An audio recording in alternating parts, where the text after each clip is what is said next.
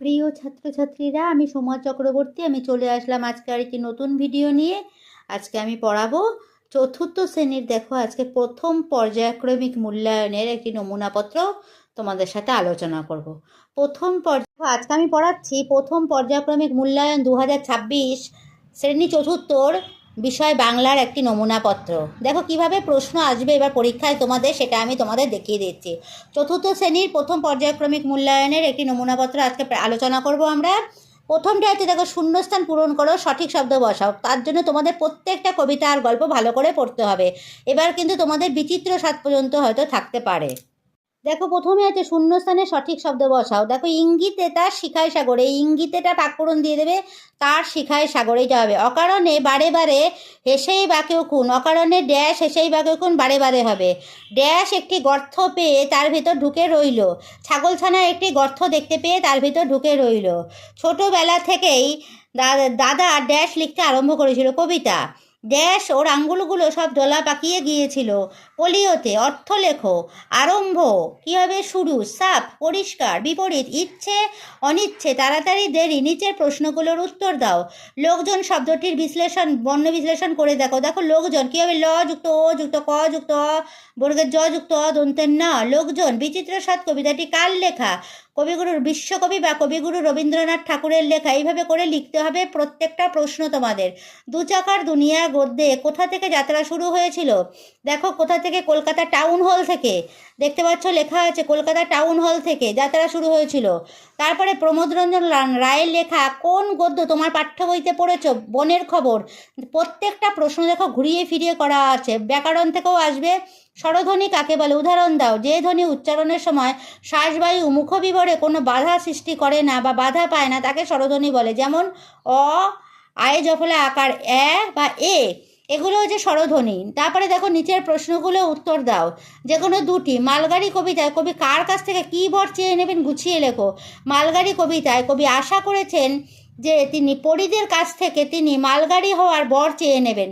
প্রত্যেকটা প্রশ্ন দেখো আমি যেভাবে গুছিয়ে লিখছি, আশা করছি তোমরাও সেভাবে গুছিয়ে করে লিখবে। কারণ না গুছিয়ে লিখলে কিন্তু নাম্বার যেরকম থাকবে সেই রকম আন্দাজে তোমরা নাম্বার পাবে না।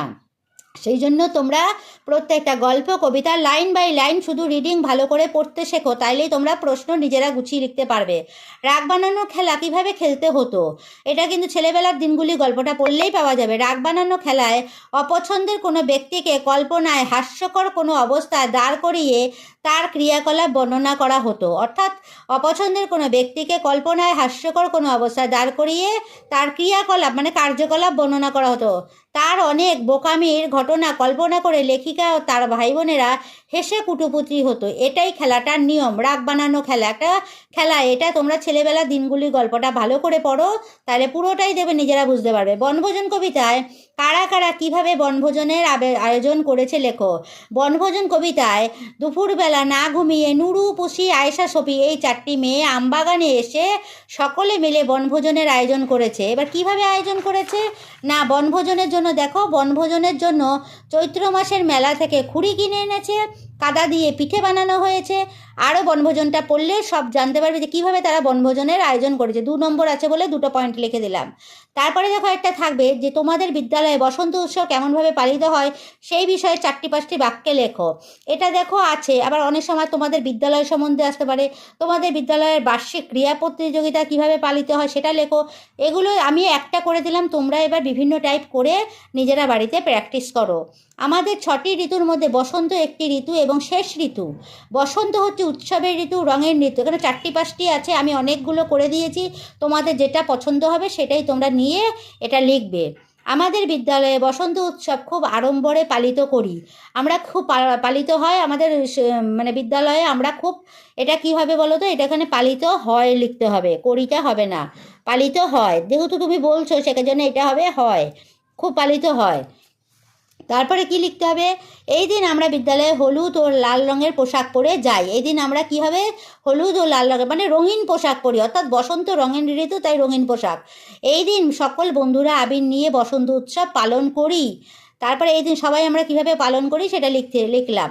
এই দিন আমরা সবাই খুব আনন্দ করি আর সর্বশেষে মিষ্টিমুখ করে বাড়ি ফিরে যাই। বসন্ত উৎসব আমরা এইভাবে মানে স্কুলে প্রত্যেকটা বিদ্যালয়ে পালন করা হয়। দেখো আমি সুন্দর করে লিখে দিয়েছি, তোমরা এর থেকে যেই বাক্যগুলো পছন্দ হবে 4-5টা বাক্য এইভাবে লিখে ফেলবে।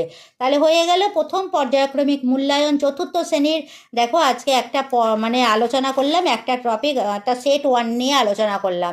আমাদের এইবার পরীক্ষায় বিচিত্র 7 পর্যন্ত আছে, সেই জন্য এটা আমরা করতে পারবো বলে তোমাদের আজকে আমি এটা আলোচনা করে দিলাম, বুঝিয়ে দিলাম। তোমরা খুব ভালো করে বুঝতে পেরেছো।